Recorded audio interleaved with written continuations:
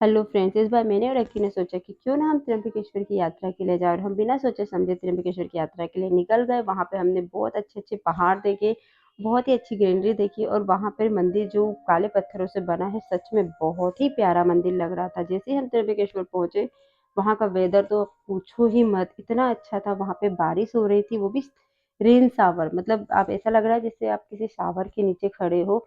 ना तो आप पूरी तरह से भीग रहे थे और ना ही आप पूरी तरह से सूखे थे। ऊपर से ठंडी-ठंडी हवाएँ चल रही थी। उन हवाओं में ऐसा लग रहा था जैसे भोलेनाथ साक्षात आपको स्पर्श कर रहे हैं। मतलब इतना अच्छा लग रहा था, मैं आपको बता ही नहीं सकती। मुझे तो बहुत अच्छा लगा और चारों तरफ से एक ही आवाज़ आ रही थी, ओम नमः शिवाय, ओम नमः शिवाय।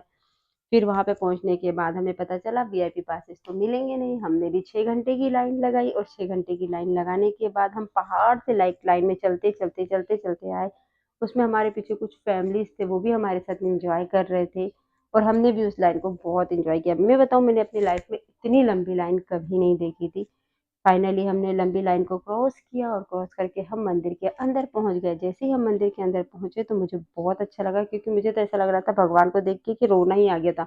मैं सच बताऊं, मेरी आंखों से तो आंसू आ रहे थे। मेरे होठों से मैं कुछ नहीं बोल पा रही थी महादेव से, लेकिन मेरी आंखों से आंसू आ रहे थे। और सबसे अच्छी बात यह है त्र्यंबकेश्वर की कि वहां पे आपको त्रिदेव के दर्शन होते हैं, यानी ब्रह्मा, विष्णु और महेश। आप तीनों के दर्शन एक ज्योतिर्लिंग के अंदर करते हो और वो ज्योतिर्लिंग भी ज़मीन के अंदर है। अदर शिवलिंग देखोगे आप तो ऊपर रहती है ना, ये शिवलिंग ज्योतिर्लिंग एकदम मतलब ज़मीन के अंदर है और इसकी आप साक्षात दर्शन नहीं करते, इसे आप एक मिरर के थ्रू दर्शन करते हैं। जैसे ही हमने दर्शन करने के लिए हम गए, वहाँ पे दर्शन करने के बाद एक भैया हमें मिले। उन्होंने मुझे बोला कि दीदी आप टीका लगाइए। उन्होंने मुझे टीका लगाया और उन्होंने टीका भी बहुत अच्छा लगाया था। मैं क्या ही बताऊँ आपको, मतलब वहाँ का इतना अच्छा एटमॉस्फेयर था ना।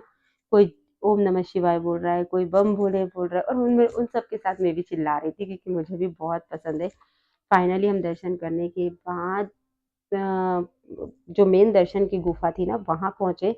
वहाँ पे मैं क्या ही बताऊँ आपको, आप वीडियो में देखना। मतलब 15 अगस्त के 2 दिन बाद ही हम लोग गए थे। तो जैसे हमारे देश का फ्लैग है ना, ऑरेंज, व्हाइट एंड ग्रीन, वैसे ही 3 कलरों में पूरा मंदिर डेकोरेशन में सजा हुआ था और ऐसा लग रहा था जैसे, मुझे तो बताऊँ, अपने भारतीय होने पे गर्व हो रहा था कि यार हमारे देश का मंदिर भी इतना अच्छा सजा हुआ था। मतलब 15 अगस्त में क्या ही बोलो। और उसके बाद मैंने दर्शन किए, उसके बाद मैंने भगवान जी को अंतिम प्रणाम दिया और वहाँ से मैं वहाँ निकल गई।